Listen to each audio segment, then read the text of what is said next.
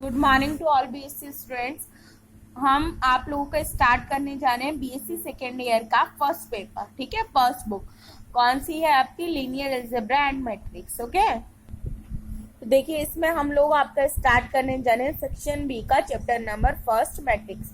वो हम इसलिए स्टार्ट कर रहे हैं पहले सेक्शन बी बिकॉज मैट्रिक्स आपने सभी लोगों ने 12th में पढ़ा होगा, तो आप सभी लोग इजीली रिलेट कर पाओगे। ओके, करते हैं अब बात करते हैं कि मैट्रिक्स आपकी होती क्या है। देखो, तो कुछ इस तरह की फॉर्म होती है मैट्रिक्स की। ठीक है, अब लोकल लैंग्वेज में अगर हम बोले तो देखो कुछ यहाँ पे इस तरह की लाइनें हैं जो कि पड़ी हुई हैं और कुछ लाइनें हैं जो कि खड़ी हुई हैं।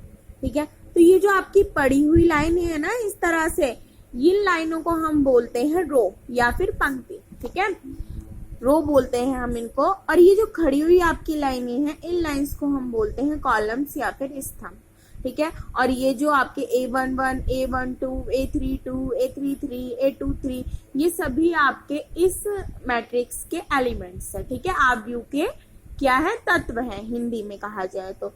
उसके बाद चलते हैं कि ऑर्डर ऑफ मैट्रिक्स ये क्या चीज है। ठीक है, ऑर्डर ऑफ मैट्रिक्स को हम हिंदी में बोलते हैं आव्यूह की कोटि। ठीक, आव्यूह की कोटि हम निकालते हैं m इंटू एन से। अब यहाँ पे m है क्या? है ना, m जो है आपका वो है number of rose, total number of रोज। तो अगर हम इस आव्यूह की कोटि निकालें तो देखो m टोटल नंबर ऑफ रोज कितनी है? 1, 2 एंड 3। ठीक, हाँ, तो कितनी है यहाँ पे? टोटल नंबर ऑफ रोज 3 है। ठीक है, तो m की वैल्यू यहाँ पे हो जाती है आपकी 3। अब n क्या है? n आपका है number of columns, total number of columns. तो देखिए जरा कॉलम कितने हैं? 1, 2 एंड 3। तो n की वैल्यू भी यहाँ पे कितनी है? 3। तो आपका इस मैट्रिक्स का ऑर्डर क्या होगा? 3 इंटू 3। अब यहाँ पे 3 इंटू 3 करके हम 9 नहीं लिखेंगे, केवल 3 इंटू 3 छोड़ देंगे। तो इस आव्यूह की कोटि क्या हो गई आपकी? 3 इंटू 3। ओके, तो m number of rose and n है आपका टोटल नंबर ऑफ कॉलम्स। ठीक, इसी तरह एक एग्जांपल लेते हैं। तो ये हमने इसी तरह का एक छोटा सा एग्जांपल ले लिया है। माना कि ये एक मैट्रिक्स है, तो इसमें देखिए कितनी रोज है? टोटल 2 है। अब हम इसकी अगर ऑर्डर निकालते हैं, इसकी कोटि निकालते हैं, तो m इंटू एन, m की वैल्यूज 2, टोटल नंबर ऑफ रोज, और कॉलम्स कितने हैं? 1, 2 एंड 3। ठीक है, तो इसकी कोटि क्या आ गई? 2 इंटू 3। 6 नहीं करेंगे, इतना ही छोड़ देंगे। ओके, उसके बाद में आता है आपका मल्टीप्लाई ऑफ मैट्रिक्स। अगर कोई भी आपको दो मैट्रिक्स दिए हैं तो आप इनकी मल्टीप्लाई किस तरह करोगे? तो देखो मैंने कोई भी दो मैट्रिक्स ले लिए हैं, अब मैं इनकी मल्टीप्लाई करके आपको बताती हूँ क्या होता है। फर्स्ट मैट्रिक्स की फर्स्ट रो लेंगे हम और सेकेंड मैट्रिक्स का फर्स्ट कॉलम लेंगे। First row first column. ठीक है, अब ये फर्स्ट रो लिया है एंड ये फर्स्ट कॉलम लिया है। अब फर्स्ट रो का भी फर्स्ट एलिमेंट और फर्स्ट कॉलम का भी फर्स्ट एलिमेंट, तो 4 इंटू 2 दोनों की आपस में इंटू करके लिख देंगे, प्लस अब सेकेंड एलिमेंट 7, इधर भी सेकेंड एलिमेंट 7 इंटू 4 लिख दिया। इसी तरह अब क्या करेंगे? अब first row and second column. पहले हमने क्या किया था? पहले हमने फर्स्ट रो को फर्स्ट कॉलम के साथ मल्टीप्लाई करा, अब फर्स्ट रो को सेकेंड कॉलम के साथ मल्टीप्लाई करेंगे और सेकेंड एलिमेंट के स्थान पर ही हम लिख देंगे। तो देखो कैसे करा है हमने मल्टीप्लाई। फर्स्ट रो का फर्स्ट एलिमेंट 4, अब इस कॉलम का भी फर्स्ट एलिमेंट 3, तो 4 इंटू 3, प्लस अब सेकेंड एलिमेंट 7 इंटू 5। ठीक है, फर्स्ट रो का हमने पहले क्या किया? फर्स्ट कॉलम के साथ, देन फिर सेकेंड कॉलम के साथ। ठीक है, अब बात आती है सेकेंड रो की। सेकेंड रो में भी सेम काम करना है।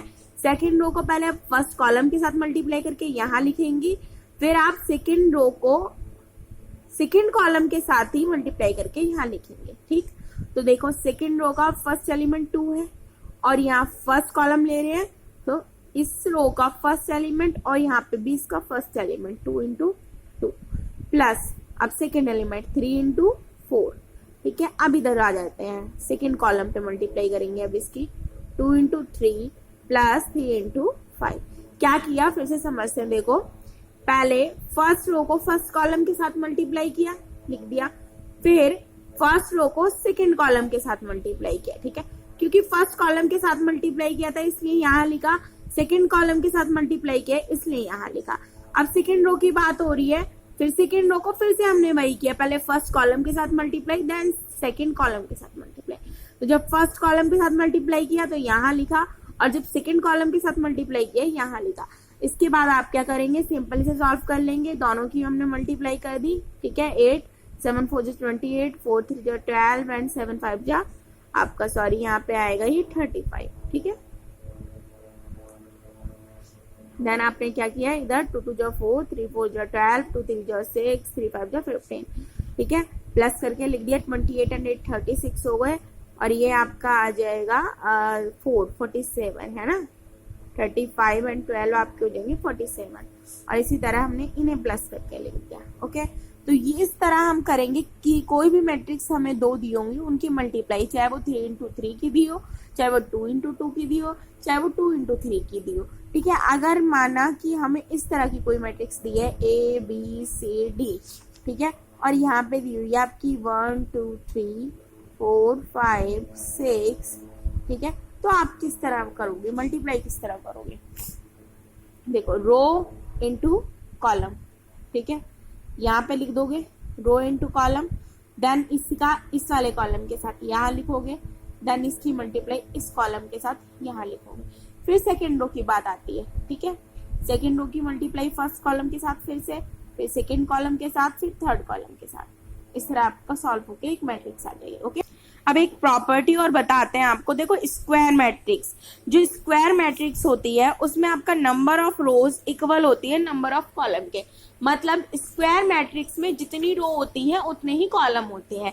जैसे हमने इसमें फर्स्ट में पढ़ा था 3 इंटू 3 की मैट्रिक्स पढ़ी थी, यानी 3 ही रो थी, 3 ही कॉलम थे, तो वो एक स्क्वायर मैट्रिक्स होगी। ओके, अब देखो उसके बाद हम पढ़ते हैं यूनिट मैट्रिक्स या फिर आइडेंटिटी मैट्रिक्स, है ना। तो ये क्या होती है, वह मैट्रिक्स जिसके अंदर डायगोनल क्या होते हैं, इस तरह ये एक डायगोनल है, एंड अगर ये ले तो ये भी एक डायगोनल है। कोई भी एक डायगोनल क्या होगा, उसकी सभी एलिमेंट्स 1 1 1 होने चाहिए। मतलब किसी भी डायगोनल के, चाहे तो ये वाला डायगोनल ले लो, चाहे ये वाला डायगोनल ले लो, ठीक है, किसी भी एक डायगोनल के सारे ही एलिमेंट्स 1 होने चाहिए। अब देखो जैसे हमने ये वाला लेते हैं, तो यहाँ पे तो ये 0 है, ये 1 है, ये 0 है, मतलब सारे एलिमेंट्स, सारे तत्व तो 1 नहीं है, तो नहीं। अब ये वाला देखो, तो यहाँ पे सारे एलिमेंट्स 1 है, तो ये क्या है, एक आइडेंटिटी मैट्रिक्स है, या फिर कह सकते हो यूनिट मैट्रिक्स है, ठीक है। अब देखो इस तरह से ये किसी भी ऑर्डर की मैट्रिक्स हो, सब में सेम डायगोनल क्या होना चाहिए, 1 होना चाहिए। डायगोनल के सभी एलिमेंट्स 1 होने चाहिए। यहाँ देखो इस वाले डायगोनल के सभी एलिमेंट्स 1 1 है, और इसके 0 है, तो ये तो नहीं, बट ये तो है, कोई भी एक होना चाहिए। ओके, उसके बाद से आती है आपकी डायगोनल मैट्रिक्स क्या होती है। अभी हमने ऊपर पढ़ा आइडेंटिटी मैट्रिक्स, अब पढ़ रहे हैं डायगोनल मैट्रिक्स। अब देखो डायगोनल मैट्रिक्स क्या होती है। डायगोनल मैट्रिक्स वो होती है जिसमें कोई भी एक डायगोनल को छोड़ के, मतलब जैसे ये डायगोनल है ABC, डायगोनल को हिंदी में बच्चों बोलते हैं हम विकर्ण, ठीक है। कोई भी एक डायगोनल को छोड़ के बाकी सभी एलिमेंट्स 0 हों। देखो जैसे ABC, और ये बाकी बचे हुए सब 0, ये बचे हुए सब 0, ठीक है। ये हमारा डायगोनल बच गया, ये डायगोनल है, केवल इसके एलिमेंट्स सही होने चाहिए, ठीक है। 1 2 3 कुछ भी हो सकते हैं, बाकी सभी 0 हो, या तो इस तरह हो या फिर आपका इस तरह हो, ठीक है। लेकिन देखो इसके तो डायगोनल में भी 0 आ रहा है, डायगोनल में 0 नहीं आना चाहिए, ठीक है। डायगोनल को छोड़ के बाकी सारे एलिमेंट्स 0, ठीक। अब उसके बाद चलते हैं स्केलर मैट्रिक्स आपकी क्या होती है। A diagonal matrix whose diagonal elements are all equal is called scalar matrix. वह मैट्रिक्स जिसके किसी भी एक डायगोनल के सभी एलिमेंट्स क्या होते हैं, इक्वल होते हैं। जैसे कि देखो डायगोनल मैट्रिक्स में क्या था, डायगोनल को छोड़ के बाकी सभी 0 होते हैं, लेकिन स्केलर मैट्रिक्स में क्या होगा, बाकी सभी 0 तो हो भी सकते हैं, ठीक है, लेकिन जो डायगोनल है वो उसके सभी एलिमेंट्स आपके क्या होंगे, इक्वल होंगे। अगर के है तो के होंगे, 1 1 1 है तो 1 होंगे, 2 2 2 है तो 2 होंगे। मतलब तीनों ही एलिमेंट्स अगर 3 इंटू 3 की मैट्रिक्स है तो सेम होंगे, 2 इंटू 2 की है तो दोनों सेम होंगे, ठीक है। क्लियर, ठीक। स्केलर मैट्रिक्स पढ़ लिया, आप पढ़ते हैं रो मैट्रिक्स। रो मैट्रिक्स क्या होती है, रो मैट्रिक्स वह मैट्रिक्स है जिसमें केवल एक ही रो, तो वो रो मैट्रिक्स होगी आपकी। देखो इसमें एक ही रो है, कॉलम कितने भी हो सकते हैं उससे हमें कोई मतलब नहीं है। अब देखो कोटि भी अगर फिर से एक बार आप देख लो, मैंने क्या बताया था, कोटि आपको m इंटू एन, एम क्या आता है, नंबर ऑफ रोज। तो कितनी रो है इसमें, टोटल 1 है तो 1 आ गई, और m कितने कॉलम है, 3, तो 1 इंटू 3 का इसका ऑर्डर होगा इस मैट्रिक्स का, ठीक। कॉलम मैट्रिक्स जिसमें केवल एक ही कॉलम हो, ठीक है। रो कितनी भी हो सकती है, देखो कॉलम कितना है 1, लेकिन रो कितनी है 1 2 एंड 3। तो इस मैट्रिक्स का ऑर्डर क्या होगा, m की वैल्यू कितनी है 3, टोटल नंबर ऑफ रोज 3, और n की वैल्यू कितनी है, टोटल नंबर ऑफ कॉलम केवल एक है, 3 into 1 इस मैट्रिक्स का ऑर्डर हो जाएगा। ओके, अब आते हैं सब मैट्रिक्स क्या होती है। सब मैट्रिक्स बच्चों वह मैट्रिक्स होती है, माना कि ये कोई भी एक मैट्रिक्स है, इसे हम ए मान लेते हैं, कोई एक दी गई मैट्रिक्स है ए, इसी के अंदर से अगर निकाल के, जैसे ये निकालिए, ये एक मैट्रिक्स आपको दी जाए, ठीक है, ये मैट्रिक्स आपको दे दी गई है, क्या मैट्रिक्स दी गई है आपको, b1 c1 b2 d2, ठीक है। तो ये वाली जो मैट्रिक्स होगी, ये मैट्रिक्स अगर अलग लिख ली जाए तो ये मैट्रिक्स इस पूरी मैट्रिक्स ए की सब मैट्रिक्स होगी, ठीक है। ये मैट्रिक्स, ये छोटी वाली मैट्रिक्स जो हमने निकाली है मैट्रिक्स ए के अंदर से, ये मैट्रिक्स मैट्रिक्स ए की सब मैट्रिक्स होगी। ओके, क्लियर है, ठीक है। अब पढ़ते हैं अपर ट्रायंगुलर मैट्रिक्स क्या होती है। तो देखो, ये हमें एक मैट्रिक्स दी गई है, ठीक है। तो अपर ट्रायंगुलर मैट्रिक्स में ये लगा लो कि ये हमारा डायगोनल है ए बी सी, वो डायगोनल ऐसे भी हो सकता है, ठीक है, कैसे भी ले सकते हो, ए बी सी। तो क्या हो रहा है, डायगोनल के जितने भी ऊपर के एलिमेंट्स हैं, ठीक है, तो उनसे एक ट्रायंगल बनता है, ठीक है, चाहे वो आप 2 into 2 की ले लीजिए। तो डायगोनल के ऊपर के जितने भी एलिमेंट्स होंगे वो तो 1 2 3 या कोई भी कांस्टेंट वैल्यू हो सकता है, या ए बी सी डी कुछ भी हो सकता है, बट नीचे वाले जो ट्रायंगल होगा वो 0 होगा। बस इतना अपोजिट याद कर लीजिए कि अगर अपर ट्रायंगुलर मैट्रिक्स बोल रहा है तो उसमें डायगोनल के नीचे वाला लोअर, ठीक है, अपर अपोजिट क्या है, लोअर ट्रायंगल जो होगा उसके सभी एलिमेंट्स 0 होंगे। अपर ट्रायंगुलर मैट्रिक्स में मैट्रिक्स के डायगोनल के नीचे का जो ट्रायंगल है उसके सभी एलिमेंट्स 0 होंगे, ठीक है। देखो, जिस मैट्रिक्स में डायगोनल के ऊपर का नहीं नीचे का ट्रायंगल 0 होगा वह अपर ट्रायंगुलर मैट्रिक्स होगी। आप इस तरह इजीली ध्यान रख सकते हैं। लोअर ट्रायंगुलर में उल्टा कर दो, इसमें ऊपर वाला ट्रायंगल के सभी एलिमेंट्स 0 होंगे। जिस मैट्रिक्स में डायगोनल के ऊपर के, है ना, ट्रायंगल 0 होगा या 0 होगा, सभी एलिमेंट्स 0 होंगे, वो लोअर ट्रायंगुलर। अपर में नीचे वाले ट्रायंगल के एलिमेंट 0 और लोअर में ऊपर वाले ट्रायंगल के एलिमेंट 0, ठीक।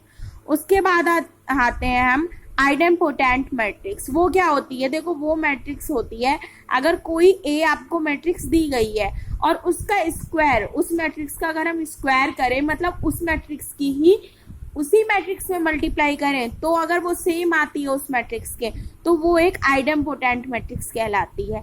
If A is a matrix, अगर ए कोई मैट्रिक्स है तो, मतलब कि आपको 2 मैट्रिक्स दी गई, लाइक, ठीक है, कैसे, ए बी सी और डी, ये आपको एक मैट्रिक्स दी गई है, ठीक है, ये मैट्रिक्स आपको दी गई है। अब मैं कहूँ ये ए है, ठीक है, तो आपको इसी मैट्रिक्स की मल्टीप्लाई इसमें करनी है, किस तरह से, ए बी सी डी, ठीक। अब इसी में आप मल्टीप्लाई कर दोगे ए बी सी डी, तो इसकी जो मल्टीप्लाई करके वैल्यू आएगी वो हमें ए बी सी डी ही मिलनी चाहिए, A B C D multiply करके हमें यही मिलना चाहिए, ठीक है। तो यानी कि ए स्क्वायर इक्वल ए होना चाहिए। अगर ए कोई मैट्रिक्स है तो वह मैट्रिक्स आइडेम्पोटेंट मैट्रिक्स होगी, ठीक।